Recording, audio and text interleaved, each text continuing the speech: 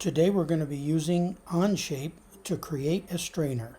As you can see, we want the two planes visible, front and top.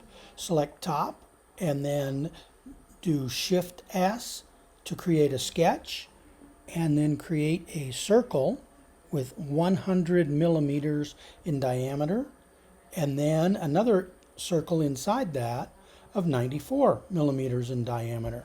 Click front, so you have exposed the front plane, and then do Control S, and then create a circle and make that circle 12 millimeters, and then dimension that so that it's 20 millimeters above the origin.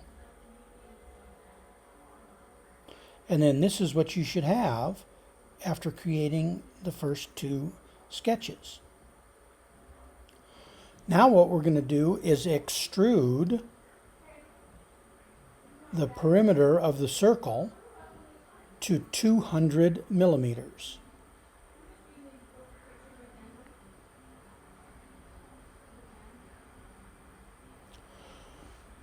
Once that's done, you want to zoom so that you can also see the circle that you created inside the cylinder.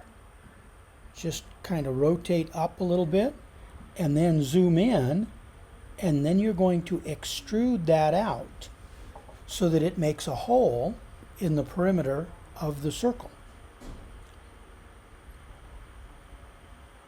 You want to do that by extruding it.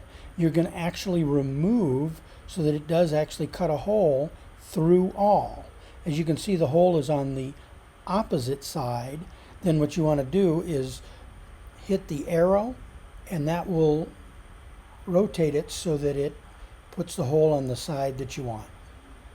And click the green arrow, and then you have one hole in the cylinder.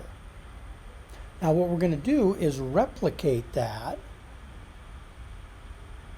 by using a circular pattern.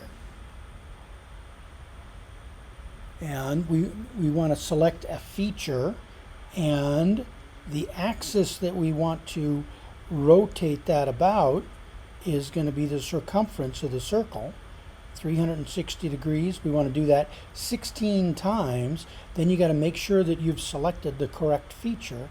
As soon as we select that feature, you'll see that it's replicated 16 times around the diameter of the circle.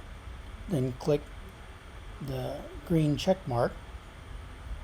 Now what we want to do is replicate that whole pattern up linearly. So select linear, and then select the feature. We want to select one feature, and we want to select the direction that we're going to propagate that on. If you select the wrong one, you see how it has a red circle up there? That's not correct. So if you zoom out, you can see that what you want to do is select the top plane and then replicate that along the top plane. You'll do that in 20 millimeter increments and 9 times, and you can see that that will replicate it right up the side of the cylinder. Now we can do that again for the rest of the features by doing the same thing. We'll select a linear pattern, then we'll have select the feature that we want to select or want to replicate. Select the direction again, that's top, and then we want to do that in 20 millimeter increments and 9 times. And now you can see that you have created your strainer.